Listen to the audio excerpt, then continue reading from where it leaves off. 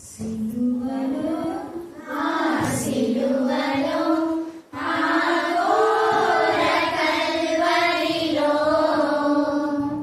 తులువల మధ్యలో వేలాడిన యేసయ్యా తులువల మధ్యలో వేలాడిన యేసయ్యా వెలుగైన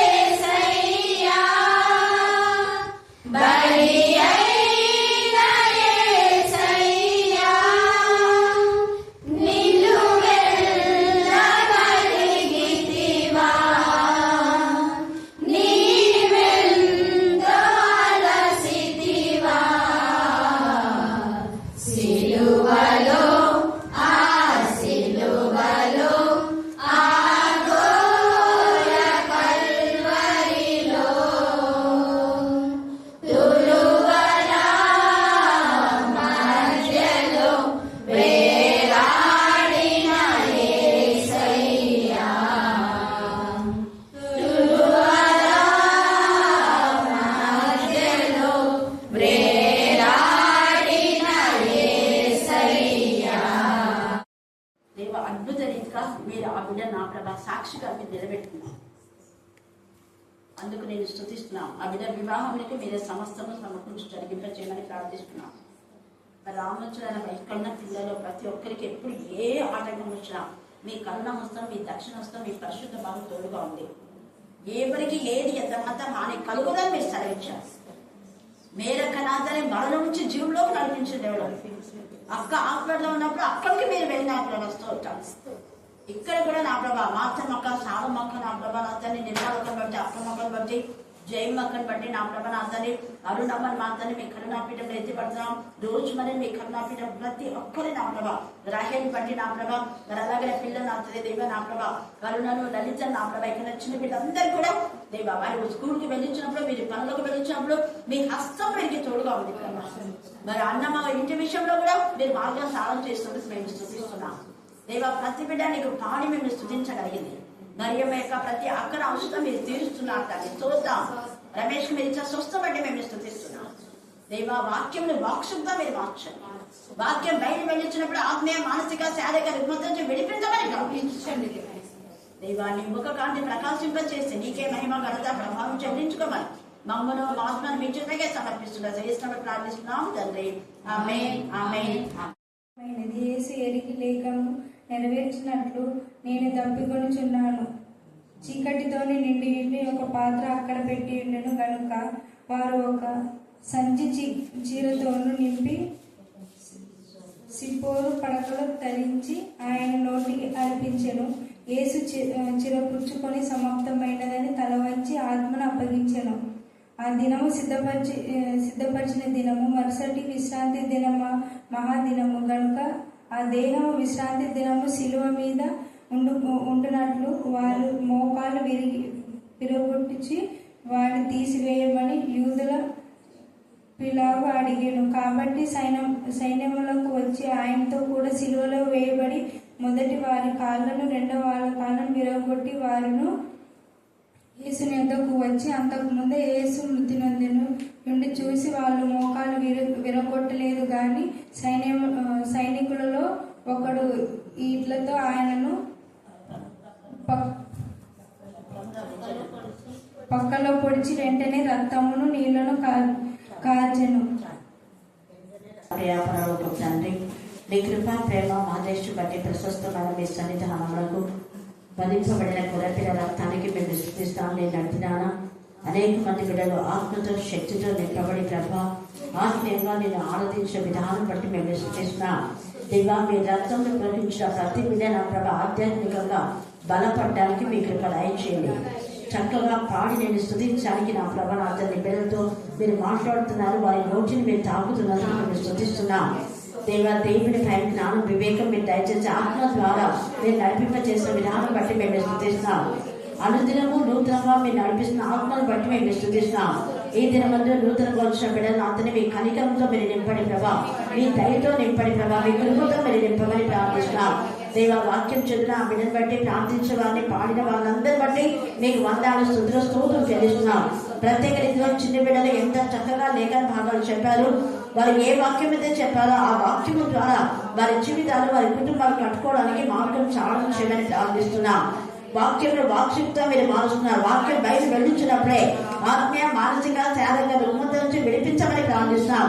వాక్యం ద్వారా బలపరచండి, వాక్యం ద్వారా ధైర్యపరచండి, వాక్యం ద్వారా స్వస్థపరచండి, వాక్యం ద్వారా ప్రతి బలహీనత కొట్టివేయమని ప్రార్థిస్తున్నాం. వాక్యం ద్వారా చరిత్రను అసహించుకుని నా ప్రభా రోషంగా దేవుని విధంగా జీవించడానికి మీ కృపాసాన్ని దయచేయమని ప్రార్థిస్తున్నాం. ఎంతమంది ఈ వాక్యం విన్నారో వారందరితో నేరుగా శుచిగా మీరు మాట్లాడమని మమ్మను, మా ఆత్మను మీ చేతులకే సమర్పిస్తూ నజరేయుడైన యేసుక్రీస్తు శక్తిగల నామమున ప్రార్థిస్తున్నాం తండ్రి. ఆమేన్, ఆమేన్, ఆమేన్. దైవను మీరు అని రేంజ్ చెప్పండి. 28 నుంచి 34 దాకా చదివాం. వీళ్ళైతే 37 దాకా కూడా మనం ధ్యానం చేసుకుందాం. ఈ యొక్క ఇందులో గమనించవలసిన సత్యం ఏంటంటే 28వ వచనంలో చదవండి. అటు తర్వాత సమస్తమును అప్పటికి సమాప్తమైనదని యేసు ఎరిగి లేఖనము నెరవేరునట్లు నేను తప్పికొనుచున్నాను.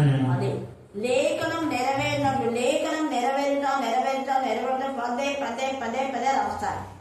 అంటే యేసయ్య జనన మరణ పునరుత్థానంలో జగత్తు పునాది వేయబడక ముందే తండ్రి అయిన దేవుని యొక్క ప్రణాళికలో ఉండి లేఖన ఆధారంగా రాస్తారు. ముందే యేసయ్య జన్మించక ముందే, ఆయన మరణించక ముందే, ఆయన ఇంకా తిరిగి రాకముందే వస్తాడు అన్న విషయాలన్నీ కూడా క్లుప్తంగా తండ్రి అనే దేవుడు రాసి ఉంచాడు. ఇక్కడ యేసయ్య ఏ విధానంలో తండ్రి చిత్త ప్రకారమే మానవాకారంలో మన మధ్యకు వచ్చి మరి మానవుడుగా ప్రతి మానవునికి తగినటువంటి విధానంలో ఆయన శ్రమ పొందాడు. అంటే నరుడను అని చెప్పుకునే విధానంలో మానవులకు మామూలుగా దాహం ఉంటది, ఆకలి ఉంటది కదా, బాధ ఉంటది, నొప్పి ఉంటది, వేదన ఉంటది. ఇవన్నీ కూడా మానవులకు సహజ గుణాలు. శోధన ఉంటది మానవుల పైన. అంటే మనం మంచిగా ఉన్నప్పుడు వేరే వ్యక్తులంతా కూడా ఈర్ష్యపడుతూ ఉంటారు. అలాగే యేసయ్య ఈ లోకంలో సేవ చేసేటప్పుడు చాలా మంది ఆయనను అవమానించినారు, నిందించినారు, ఉమ్మివేసినారు. మరి యేసయ్యను ఎంతగానో బాధకు గురి చేశారు. ఈ లోకంలో యేసయ్య అలాగా తండ్రి అయిన దేవుడి కుమారుని అంత బాధ పెట్టి, అంత హింసించి, మానసిక క్షోభ గురి చేస్తే మరి మనల్ని ఎందుకు చెయ్యరు అనే ప్రశ్న మనం వేసుకోవాలి. హల్లెలూయా, హల్లెలూయా, హల్లెలూయా. ప్రతి మానవునికి, ముఖ్యంగా దేవుడి భయభక్తి కల వాళ్ళకు యేసయ్యకు వచ్చిన శ్రమలలో వస్తాయి ఖచ్చితంగా అని యేసయ్య ఆ శ్రమలను భరించి చూశాడు. అందుకనే ఏమంటున్నా అంటే ఇక్కడ సమాప్తమైనది అని యేసు ఎరిగి. ఏది సమాప్తమైంది అన్నాడంటే యేసయ్యను ఎంత అవమానపరచాలో అంత అవమానపరచాలి. ఇంకా అవమానపరచడానికి లేదు. పునరుత్థానం తర్వాత ఎవరు అవమానపరచాలో వేశారు. అందరు ఎవరు అవమానపరచా వాళ్ళు సిగ్గుతో తల వంచుకున్నాడు. కొంతమంది ఈడ్చుకుపోయి పడి ఆన్ ద స్పాట్ వాళ్ళు మృతి కూడా చెందిన వాళ్ళు ఉన్నారు. ఇంకా కొంతమంది యేసయ్య నిజంగా దేవుని కుమారుడని తమ బ్రతుకులు మార్చుకున్నటువంటి శతాధిపతులు అక్కడున్న రానవాళ్ళు చాలా మంది మార్పు పొందారు. రెండవ దొంగ యొక్క మార్పును బట్టి, యేసయ్య యొక్క శిలువలో మాట్లాడిన మాటలను బట్టి మార్చబడినాడు కొన్ని వేల మంది ఉన్నారు. అయితే అవన్నీ రాయడానికి ఇక్కడ గ్రంథం చుట్టలు చాలు.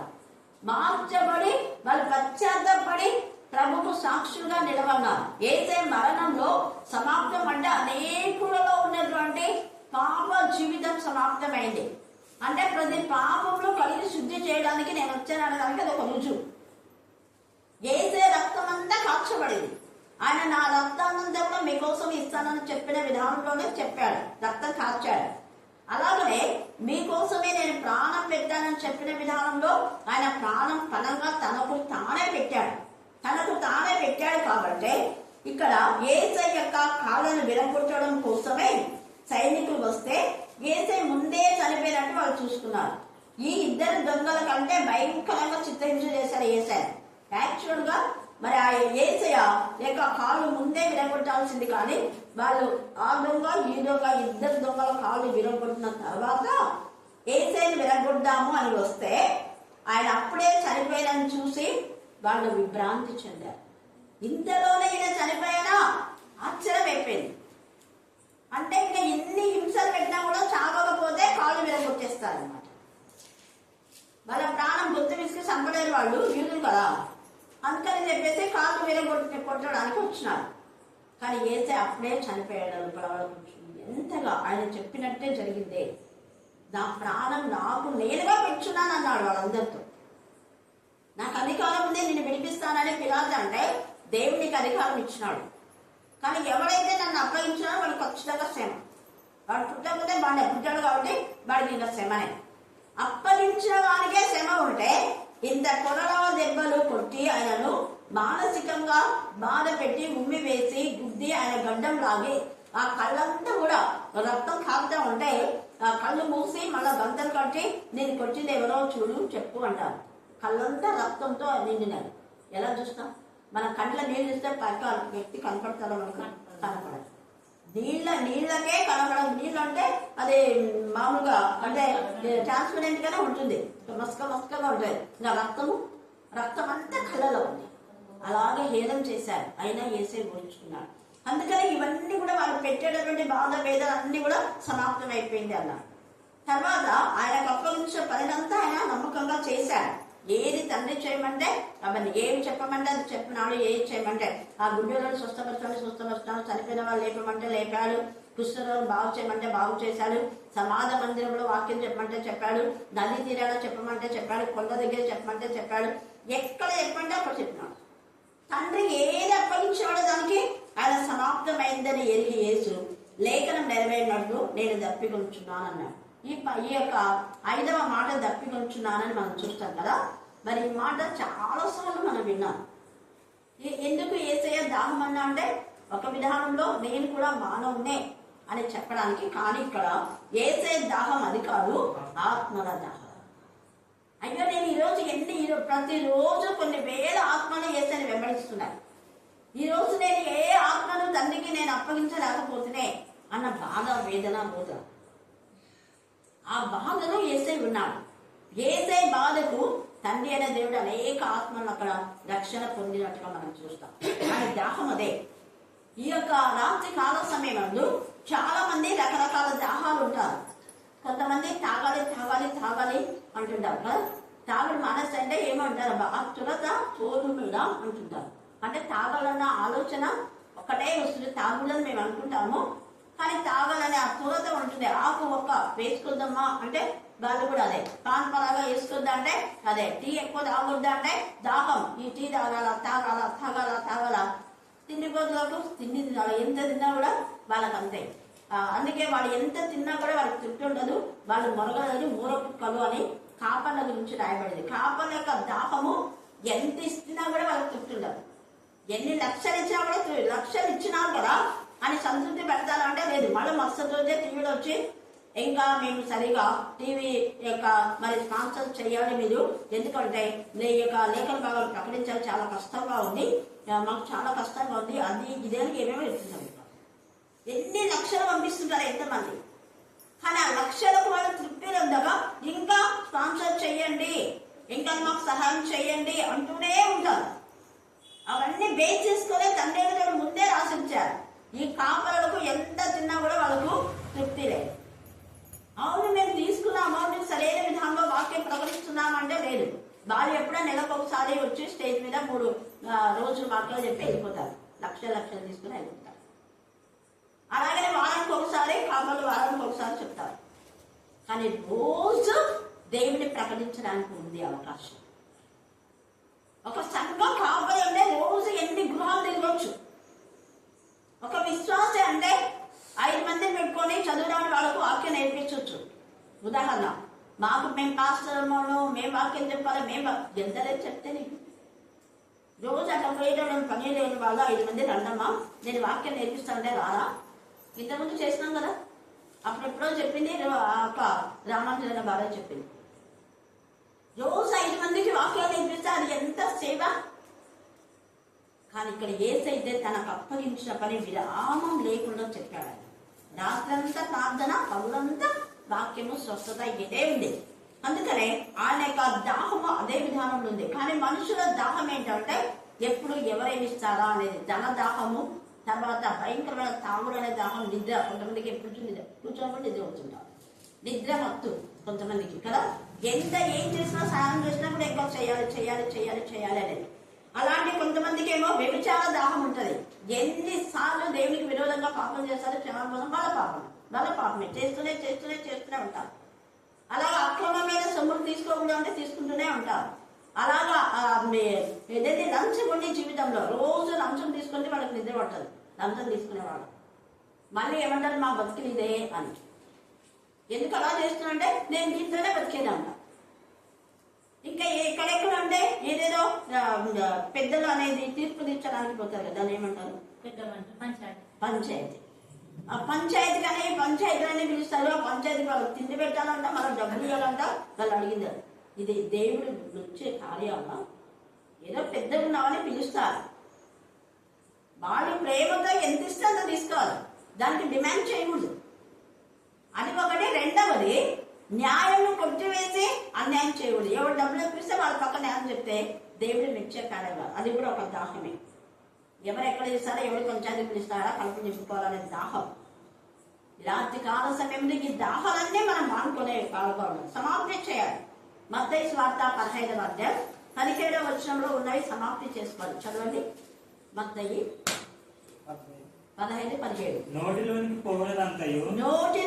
పోవునదంతయు కడుపులో పడి బహిర్భూమిలో విడవబడును కానీ నోటి నుండి బయటకు వచ్చినవి హృదయంలో నుండి వచ్చిన. అదే హృదయం నిండి ఉండే దాన్ని బట్టి నోరు ఏమవుతుంది? మాట్లాడతారు. హృదయం నిండి ఉండే దాన్ని బట్టి నోరు మాట్లాడతారు. క్షమించామంటారు, మళ్ళీ ఎప్పుడో మాట్లాడమంటారు, మళ్ళీ ఇప్పించేసి మాట్లాడుతున్నారు. అది ఎక్కడ క్షమాపణ ఉంది? సమాధానం అంటారు, సమాధానం పడే విధానంలో మార్గంలో మనం సొల్యూషన్ ఏర్పాటు చేయాలి. జక్కయ్య సమాధానం పడినాడు. ఎలా సమాధానం పడినాడు అంటే, ఎవరి దగ్గర అయితే అక్రమంగా తీసుకున్నాడో వాళ్ళకి ఎంత ఇచ్చాడు? 400. మరి సమాధానం వస్తుంది కదా? ఖచ్చితంగా వస్తుంది. న్యాయవంతులైతే వద్దుగానైనా మాకు ఇచ్చింది చాలు, మేము ఎంత ఇచ్చిందే అంతనే తీసుకుంటాంలే అంటారు. నిజంగా యథార్థవంతులైతే వాళ్ళు ఇచ్చిన దాని ప్రకారమే వాళ్ళు తీసుకుంటారు. అంతేగాని అలా అక్రమమైన విధానంలో వాళ్ళు తీసుకునే విధానంలో ఉంటారు. చక్కయ్య ఎంత మంచి సమాధానం పడే విధానంలోనే రక్షణ పొందిన వ్యక్తి అంటే ఒకరి ఆశించని జీవితంలో ఉండేదే రక్షణ. జక్కయ్య రక్షణ పొందితేనే ఆయన చేసిన పని అదే. అక్రమంగా ఎక్కడైతే క్రమంగా తీసుకుంటే వేరే క్రమమైన ట్యాక్స్ కొన్ని ఉంటాయి, చేసిన పనికి కొంత ఉంటుంది అమౌంట్. అంతేకాకుండా అనవసరంగా తీసుకున్నవన్నీ కూడా ఇచ్చేసాడు. అదే సమాధానం అంటే. ఎవరి దగ్గర ఏది తీసుకున్నా తిరిగి వాళ్ళకి ఇవ్వడమే సమాధానం అంటే. యాకోబు ఏది తీసుకున్నాడో మళ్ళీ వాళ్ళ అన్నకి ఏం చేశాడు? ఇచ్చేశాడు. అందుకే సమాధానం వచ్చింది. అందుకనే ఇశ్రాయేలు అనే పేరు వచ్చేసింది. ఆ దేశం పేరే ఇశ్రాయేల్. యాకోబు ఇక మీద అనబడదు, నీ పేరు ఇశ్రాయేల్. ఆ దేశం పేరు యాకోబు అనేది ఇశ్రాయేలే అని పెట్టబడింది. దేవుడు పెట్టేశారు. దేవుని యొక్క నిర్ణయం.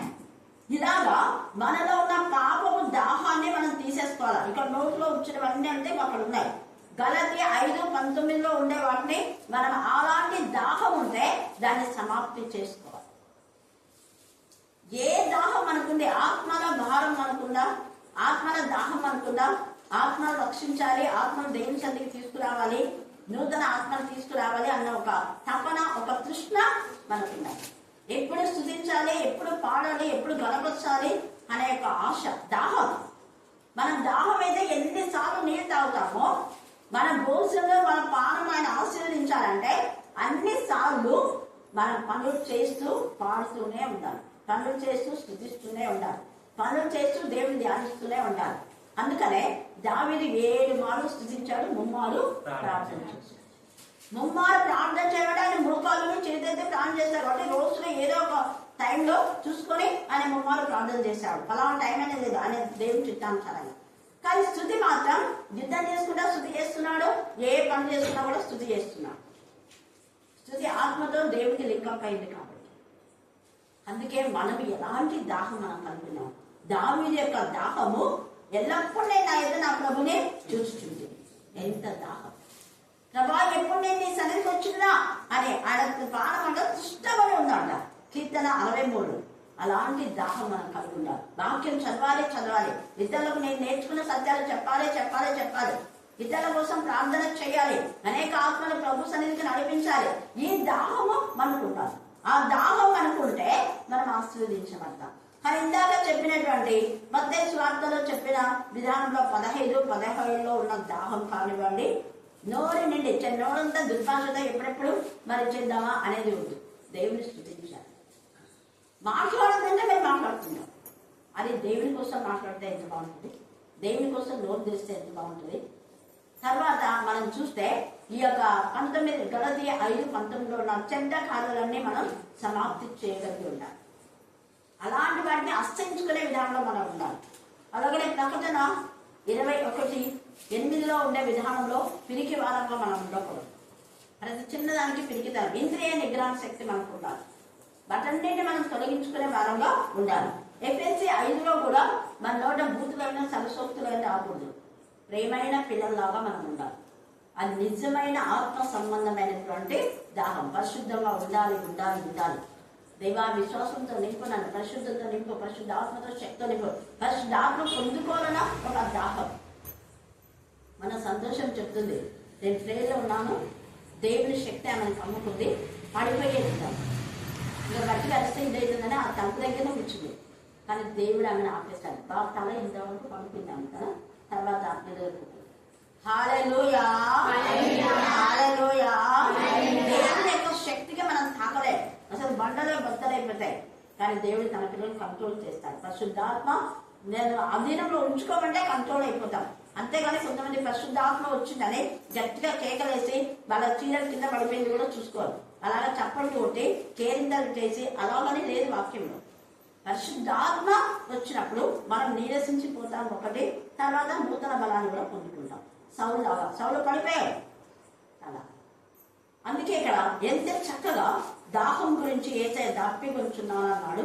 తర్వాత చిరకతో నిండి ఉన్న ఒక పాత్రతో అక్కడ పెట్టి ఉండేది కనుక వారు ఒక పంచితో చిరకతో నింపి తర్వాత హిస్సోపు పుడకకు తగిలించి ఆయన నోటికి అందించే. హిస్సోపు పుడకతో మామూలుగా ఆ నుంచి ఈ యొక్క మరి అంటే దేవుడికి బలిగా ఇచ్చేటటువంటి బలి పశువులకు కూడా అలాగనే తాకుతారు.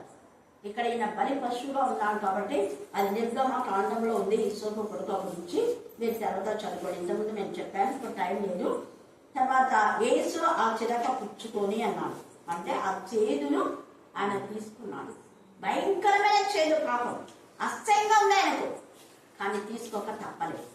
ఆయన తీసుకున్నాడు కాబట్టి మన పాప ప్రక్షాళన, మన పాపములన్నిటి నుంచి మనం విడిపించాడు యేసయ్య. తర్వాత ఏమంటున్నాడు చూడండి అక్కడ, యేసు ఆ చిలుక పుచ్చుకొని తర్వాత ఏమన్నాడు, సమాప్తమైనది. ఈ రాత్రి మనం కూడా ఆత్మల దాహం కలిగి ఉండాలి. రెండవది ఏం సమాప్తి చేయాలంటే దేవునికి విరోధమైనటువంటి పాపపు తలపులు, చెడు చూపులు, చెడు నడక, చెడు చేతలు, చెడు యొక్క ఆలోచనలన్నీ సమాప్తి చేయాలి. దేవుని గురించిన తలంపులే మనకు ఉండాలి. పరిశుద్ధతని గురించే మనం ఆలోచించాలి. దేవునికి ఏవైతే ఇష్టమో వాటన్నిటికీ మనం ఫుల్ స్టాప్ పెట్టాలి. 2026లో మనం వచ్చిన్నాం కాబట్టి దేవునికి ఇవ్వాల్సిన సమయం మనం ఇవ్వాలి. దేవునికి విరోధమైన ప్రతి ఆలోచన సమాప్తి చేయాలి. అలా సమాప్తి చేసే వారంగా ఉంటే నూతన బలం, నూతన శక్తి 2026లో మనం పొందుకుంటాం. తర్వాత ఆయన ఏమంటాడు చూడు, సమాప్తమైందని చెప్పి తల వంచి ఆత్మను అప్పగించారు. ఈ 28, 20, 30 వచనాల్లో 3 మరి యేసయ్య పలికిన మాటలు ఉన్నాయి. కానీ ఒక్కొక్క మాట ధ్యానం చేసుకుంటే చాలా ఉంది. అయితే మనకు అంత టైం లేదు. ఇక్కడ తల వంచి ఆత్మను అప్పగించారు అంటే తనను తాను తగ్గించుకొని ఆత్మను తండ్రి అయినా దేవుని చేతికి అప్పగించారు. ఈ రాత్రి మనం మన ఆత్మలను తండ్రి అయినా దేవుడికి అప్పగిస్తున్నామా, సాతానికి అప్పగిస్తున్నామా? అప్పగించడం అంటే తండ్రి ఆత్మతో కలిసిపోవాలి. నరుని ఆత్మ యెహోవా పెట్టిన దీపం. అది మనం చనిపోతేనే తండ్రిలో ఏకమైపోతుంది ఆత్మ. ఆత్మ దేవుడితో కలిసిపోతుంది. కానీ మనలో ఆత్మ అక్కడ తిరుగుతుంది, ఇక్కడ అంతా తప్పుడు దోషం చెప్తుంటారు. ఎక్కడ తిరగదు. అలాంటి వాళ్ళు చనిపోయినారు, వాళ్ళ నుంచి ఏమో వచ్చింది అంటుంటారు. నరుని ఆత్మ యెహోవా పెట్టిన దీపం. అయితే దేవుని వైరక్తి లేని వాళ్ళ యొక్క ఆత్మ దురాత్మలతో మరి ఏకమై దురాత్మలు చేసే పనులు చేస్తుంటాయి. అంటే పడిపోయిన దేవదూతలు ఆ ఆత్మలను వశపరుచుకుంటాయి. ఎందుకు అంటే వాడు తమ ఆత్మను దేవునికి అప్పగించలేదు. తమ ఆత్మను అపవాదికి అప్పగించినారు. వాడు ఇస్కరియోతు యూదా తన ఆత్మను దేవునికి అప్పగించాడు, అపవాదికి అప్పగించినాడు. అలాంటి వాళ్ళందరూ కూడా ఎక్కడ దేవుని యొక్క రాకడ వరకు ఎక్కడో అక్కడనే ఉంటారు. వాళ్ళు మృతుల లోకంలో వాళ్ళు ఉంటారు. సముద్రంలో చనిపోయిన వాళ్ళను సముద్రంలో తనలో ఉన్న మృతులను అప్పగిస్తారు. అక్కడనే ఉంటారు ఆత్మ. మనం చూసే ప్రకటన 20లో తేజగా మాట్లాడలేదు. ప్రకటన 20 చూడండి. అందుకని మీరు ఎవరైనా వాళ్ళ ఆత్మ పట్టింది, వీళ్ళ ఆత్మ పట్టింది, మగ దయ్యం కనపడింది, ఆడదయ్యం కనపడింది అంటే మీరు నమ్ముద్దండి. వాళ్ళంతా తప్పుడు విధానంలో చెప్తుంటారు. ఊహించుకొని చెప్పేవాళ్ళు కూడా చాలా చాలా ఉంటారు. ఇక్కడ 20వ అధ్యాయము 12వ వచనం చదువు. మరియు గొప్పవారేమి, చూడండి, ఇక్కడ ఒక్కరు కాదు, అందరు గొప్పవారేమి, కొద్దివారేమి, మృతులైన వారందరూ అంటే నువ్వు కాల్చుకొని చనిపోయిన వాళ్ళు, తర్వాత ఉరి వేసుకొని చనిపోయిన వాళ్ళు, నీళ్ళలో చనిపోయిన వాళ్ళు, వేరే వాళ్ళతో కత్తితో పొడిచి చంపబడిన వాళ్ళు, ఎవరైనా మృతులైన అందరూ కూడా ఆ సింహాసనం ఎదుట నిలబడి ఉండుట చూచితిని. అప్పుడు గ్రంథములు విప్పబడిన. అప్పుడు గ్రంథంలో రాసి ఉంటాడు. ప్రతి ఒక్కరి క్రియలన్నీ ఏ జడ్జి ఉంటాయి అక్కడ. ఎవరు చూడలేదు, ఎవరు వినలేదు అని వేరే వాళ్ళ దగ్గర మన గురించి ఏమేమి మాట్లాడి తర్వాత ప్రయత్నాలంటే అవన్నీ అక్కడ ఉంటాయి. దూరాలు కూడా సాక్ష్యం ఇస్తాయి. అప్పుడు గ్రంథములు విప్పబడెను, అప్పుడు గ్రంథములు విప్పబడెను, మరియు జీవ గ్రంథమును వేరొక గ్రంథము మరియు విప్పబడెను. జీవ గ్రంథమును వేరొక గ్రంథము విప్పబడెను. ఆ గ్రంథముల యందు ఆ గ్రంథముల యందు వ్రాయబడి ఉన్న వాటన్నిటిని బట్టి రాయబడి ఉన్న వాటిని బట్టి జీవ గ్రంథంలో ఎవరి పేరు రాస్తారంటే కేవలం క్రీస్తు రక్తంలో కడగబడి కొనబడి ఆత్మలో జన్మించిన వాళ్ళ పేర్లు మాత్రమే ఉంటాయి. అంటే ఆత్మీయంగా జన్మించడం మాత్రం, ఆత్మలో ఎవరైతే జన్మిస్తారో వాళ్ళు 2 జన్మలు, తల్లి గర్భం నుంచి ఒక జన్మ ఆత్మలో జన్మించారు. 2 జన్మలు కల వాళ్ళకి ఒకటే మరణం, శారీరకమైన మరణం. మళ్ళా ఈ యొక్క రెండవ మరణం అనేది ఉండదు. అయితే ఒకటే తల్లి గర్భం మాత్రమే జన్మించి ఆత్మీయంగా జన్మించిన వాళ్ళకు 2 మరణాలు ఉంటాయి. ఇక్కడ చస్తాడు, మళ్ళా నరకంలో 2వ మరణం. 2 మరణం ఉంటాయి. ఒకే జన్మకు 2 మరణాలు, 2 జన్మలకు ఒకే మరణం. గుర్తుపెట్టుకోవాలి. ఆత్మలో జన్మించడా లేదా అని మనం ఆత్మ పరిశీలన చేసుకోవాలి. చదువు. తమ క్రియల చొప్పున తమ క్రియల చొప్పున మృతులు తీర్పు పొందిరి, మృతులు తీర్పు పొందిరి. సముద్రము తనలో ఉన్న ఇక్కడ అండర్లైన్ చేసుకొని మీరు చెప్పండి అందరికి. సముద్రంలో అంటే నీటి ద్వారా ఎవరెవరైతే చచ్చిపోతారో, పడవ మునిగి చచ్చిపోయిన వాళ్ళు, బస్సు సముద్రం నీళ్ళలో పడి చనిపోయిన వాళ్ళు, కారు నీళ్ళలో పడి చనిపోయిన వాళ్ళు, ఎవరైనా కూడా వేరే వాళ్ళు దుబ్బి చనిపోయి ఉంటారు, వాళ్ళందరూ కూడా కొట్టుకొని పోయి చనిపోయిన వాళ్ళు, తుఫాన్ వచ్చి మరి వరదలు వచ్చి అందరూ సముద్రము తనలో ఉన్న మృతులను అప్పగించెను. వీళ్ళంతా ఎవరెవరు అంటే ఇది ఎప్పుడు జరుగుతుంది అంటే తండ్రి అయిన దేవుడు నోవహు కాలంలో మొత్తం ఉడిచేశారు కదా నీటి ద్వారా, వాళ్ళందరూ కూడా ఇక్కడ ఉంటారు. తుఫాన్ వచ్చి చాలా మంది జీవితాలు కూడా ఎంతమంది సముద్రం కొలిగి చాలా మంది చనిపోయినారు. ఎక్కడెక్కడ శవాలు గుండెలు తవ్వి 50-60 శవాలను వేసేసారు జీవితాలు కొన్ని ఏళ్ళు సంవత్సరాల క్రితం. మొన్న కూడా తుఫాన్లో ఎంతమంది ఎక్కడెక్కడ చనిపోయినారు. వాళ్ళందరూ ఎక్కడ ఉంటారంటే సముద్రము తనలో ఉన్న మృతులను అప్పగించాడు. మరణమును అంటే మామూలుగా యాదృచ్ఛికంగా చనిపోయిన వారు. యాదృచ్ఛికంగా అంటే దైవికమైన మరణం. దైవికమైన మరణము మరి అన్యులు అయినా మరణిస్తారు, దేవుని ఎందుకు భయభక్తి గలవారైనా మరణిస్తారు. అలాగా యాదృచ్ఛికం అంటే దేవుని చిత్త ప్రకారం మరణించిన వాడు ఇక్కడ మరణమును, పాతాళ లోకము అంటే దేవునికి విరోధంగా ఉన్నటువంటి దేవదూతలు కూడా పాతాళ బిలంలో ఉన్నారు. తీర్పు దినం వరకు వాళ్ళు ఉంచాడు అన్నాడు. అంటే తప్పు చేస్తే వాళ్ళు కూడా క్షమించాడు. పేతుల్లో చెప్పబడిన రీతిగా తప్పు చేసినప్పుడు వాళ్ళని కూడా పట్టుకొని బిలంలో ఉంచాడు. 2 పేతురు 2వ అధ్యాయం ఇస్తే అక్కడ తేజగా రాయబడింది. మీరు ఇంటికి వెళ్ళిన తర్వాత చదువుకోండి 1 నుంచి 7 దాకా. తప్పు చేసినటువంటి దూతలనే వదిలిపెట్టకపోతే మరి మన పాపం శిక్ష రాదా వస్తుంది. నిన్న చూశాను కదా బెల్షస్సర్ రాజు ఎంత ఇదిగా వాళ్ళ తండ్రి ఎంత మంచి చేసినాడు నెబుకద్నెజర్. కానీ తండ్రి చేసినటువంటిది ఆ కుమారుడు దగ్గరికి బెల్షస్సర్ రాగా. ఎందుకు? దేవునికి విరోధంగా పాపం చేశాడు. పాపం క్షమాపణ లేని పాపం చేశాడు బెల్షస్సర్. ఆన్ ద స్పాట్ ఆ రోజే చచ్చిపోయాడు. ఆ రోజే ఆయనకు రోజు వచ్చింది. అలాగనే కోరహు అభిరామ్ దాతను ఆ రోజే వాళ్ళకి శిక్ష వచ్చేసింది. ఇంకా ఇస్కరియోతు ఆ రోజే యేసయ్య ఇంకా మరణించక ముందే, యేసయ్య ఇంకా చనిపోయాడని చెప్పక ముందే, తెలియక ముందే చచ్చిపోయాడు. అప్పుడు యేసయ్య అక్కడ ఇస్కరియోతు దగ్గర చనిపోయినాడు, పోయి పాత పెట్టుకోండి అన్నాడా? అన్నా.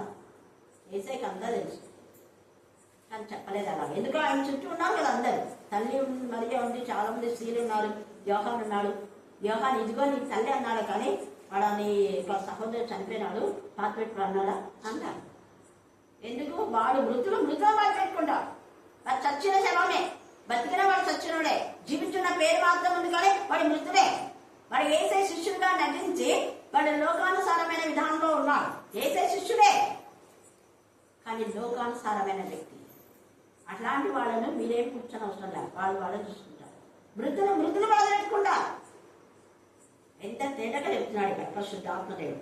పాతాళ లోకంలో వాటి వశంలో ఉన్న మృతులను అప్పగించాను. వారిలో ప్రతి వాడు తన క్రియల చొప్పున తీర్పు పొందారు. మరణమును, మృతుల లోకమును అగ్నిగుండంలో పడారు. ఇక్కడ అగ్నిగుండం, అగ్నిలో ఉన్న వారిని కూడా అగ్ని అప్పగిస్తారు. ఇంకొకటి లేదా కాల్చినటువంటి సముద్రం అని ఇక్కడ ఎందుకు చెప్తా అంటే చాలా మందిని కాల్చి వాళ్ళ ఎముకలను ఎక్కడ కలుపుతారు? సముద్రంలో కలుపుతారు. మీకు తెలుసు కదా, నీళ్ళలో కలుపుతారు. అందుకే ఇక్కడ సముద్రం. కాల్చబడిన వాళ్ళు కూడా ఈ సముద్రంలోనే ఉంటారు. వాళ్ళు అక్కడిక్కడ పోవడానికి లేదు. వాళ్ళ తేటగా ఉంది, తనలో ఉన్న వాళ్ళని అప్పగిస్తుంది. కాబట్టి చనిపోయిన ఒక వ్యక్తి మరి ఒక వ్యక్తిలోకి పట్టే అవకాశం లేదు. కానీ పడిపోయిన దేవదూతలు భ్రమపరిచి మనుషులలో పట్టినారని నువ్వు ఆ పేరు చెప్తే అదే పేరు చెప్పి నీకు చెప్తుంది. అలాంటి రోజు చచ్చిపోయాను కదా వాడి పేరు చెప్తుంది, ఈ రోజు ఆ పేరు, రేపు ఇంకో పేరు. ఇంకా అదంతే. అది ఎందుకంటే ఊసరవేది, అది ఎప్పుడో రంగులు మారుస్తుంటుంది, దాని బతికి ఎప్పుడో ఒకటే రంగు ఉండదు. కాబట్టి మనం ఎప్పుడు దేనికి భయపడినాం? అవి దురాత్మల సమూహం. ప్రస్తుత మందు లోక నాదులతో మనం పోరాడుతున్నాం. అవి ఆకాశ మండలములో దురాత్మల సమూహం, దురాత్మల సమూహం, ఫారెన్ ఏంజల్స్ అవన్నీ కూడా వాటి విషయం. అందుకే వాటితో మనం పోరాడుతున్నాం. కాబట్టి యేసయ్య రక్తం ద్వారా వాటిని మనం జయించగలుగుతాం. వాడికి నిరాధారుడే ఉన్నాడు. యేసయ్య శిలువ మరణ పునరుద్ధానం ద్వారా దాని దగ్గర ఆయుధాలు ఏమీ లేవు. మనకు యేసయ్య జనన మన పునరుద్ధానం ద్వారా ఆయుధాలు ఇచ్చారు. కాబట్టి ఈ రాత్రి కాల సమయంలో మన ఆత్మను తండ్రి అయినా దేవుని చేతికి అప్పగిస్తే మనకు నూతన బలం, నూతన శక్తి వస్తుంది. మిగతావి ఇంకొక రోజు ధ్యానం చేసుకుందాం. దేవుడు ఈ లేఖన భాగం దీవించి ఆశీర్వదించుగాక. ఆమేన్, ఆమేన్. ప్రార్థించి పిల్లలు దయం చేసుకొని ప్రార్థిస్తున్నాం మేడం. అయ్యా తండ్రి ప్రభా, అయ్యా మళ్ళా అవునైనా మళ్ళీ అహంకారంలో తీసివేది కూడా ప్రార్థిస్తున్నాం మేడం. నీ అందరి విశ్వాసంతో, నీ అందరి భయభక్తులతో నేను ప్రార్థిస్తూ పిల్లలు దయ చేసుకొని ప్రార్థిస్తున్నాం మేడం. మీ రక్షణ మాలో ఉంచమని కూడా ప్రార్థిస్తున్నాం మేడం. నీ వెలుగు జ్యోతి మళ్ళీ నింపమని కూడా అడుగుచూ ఉన్నాం మేడం. నీకే స్తోత్రం మేడం. ప్రేమల తండ్రి, కృపగల తండ్రి, మీ దయచొప్పున నేను ప్రార్థించే పిల్లలు దయ చేసుకోమని ప్రార్థిస్తున్నాం మేడం. మీ అందరి విశ్వాసంతో ప్రార్థించే పిల్లలు దయ చేసుకోమని ప్రార్థిస్తున్నాం మేడం. అయ్యా మేము చేసిన పాపాలన్నీ మందిరంలో ఒప్పుకోండినా నేను ప్రార్థించే పిల్లలు దయచే నేను మీ రక్షణ దయచేసుకోమని ప్రార్థిస్తున్నాం నేనా. ఈ కరుణా పీఠంకి వచ్చిన పిల్లలకు బిడ్డను ఆశ్రవదించమని కూడా ప్రార్థిస్తున్నాం నేనా. అక్క చెప్పే వాక్యం నేనా నీ ఎందుకు భయభక్తులతో చెప్పే పిల్లలకు దయచేయమని ప్రార్థిస్తున్నాం. అక్క చెప్పే వాక్యం మా మైండ్లో మనేసుకున్న పిల్లలకు దయచేయలేనా. ఆ వాక్యం ఇంకొకరికి చెప్పేలా కృప చూపించమని కూడా ప్రార్థిస్తున్నాయినా. ఈ మధ్యాహ్న కాలంలో మేము ప్రార్థిస్తున్నామేనా.